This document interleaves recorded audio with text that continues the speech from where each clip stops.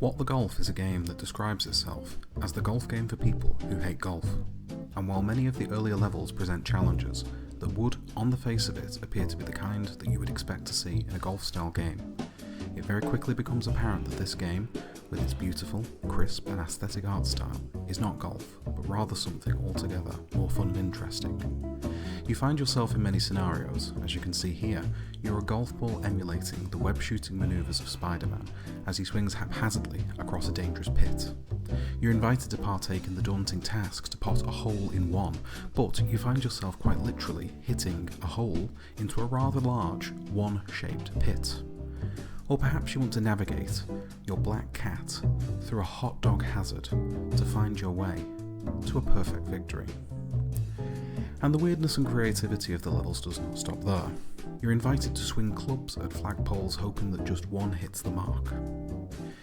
You are tasked with embodying the struggles of an office chair, just trying to beat a sheep to the goal.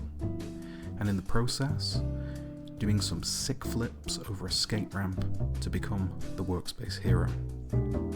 Perhaps instead you fancied seeing the world through the eyes of a fragile vase that can only reach the goal through careful and precise movement for risk of being shattered. And with practice, you can navigate yourself to a victorious end at the goal flag.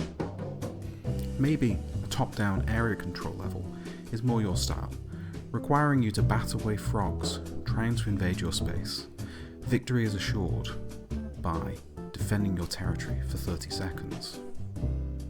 Other levels see you as a flubber-like ball with bouncy physics, or even emulating what it is like to play golf as a piece of slime that feels most at home, sticking to walls until finally reaching the goal flag.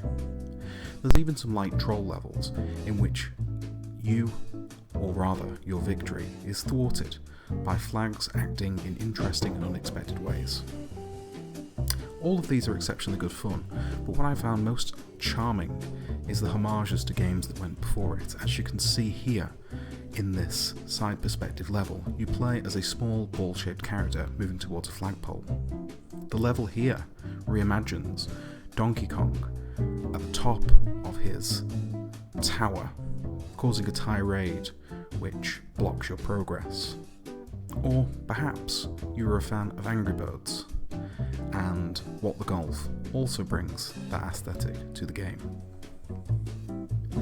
However, the best homage of all is to a much beloved classic that was taken from us, as I'm sure we'll all agree, in its prime.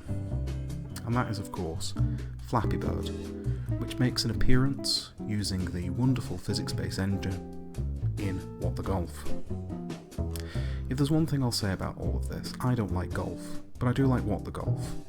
So as not to spoil the game for you all, I've only showed footage from the first few worlds, so you can get a flavour of the style and gameplay that you can expect. But there's at least 10 worlds to explore, with potentially more to play that I haven't yet unlocked. Overall, it's a charming game with a nice art style that I thoroughly enjoyed and will continue to do so. It gets 2 thumbs up overall from me. Thank you, and I appreciate you watching today.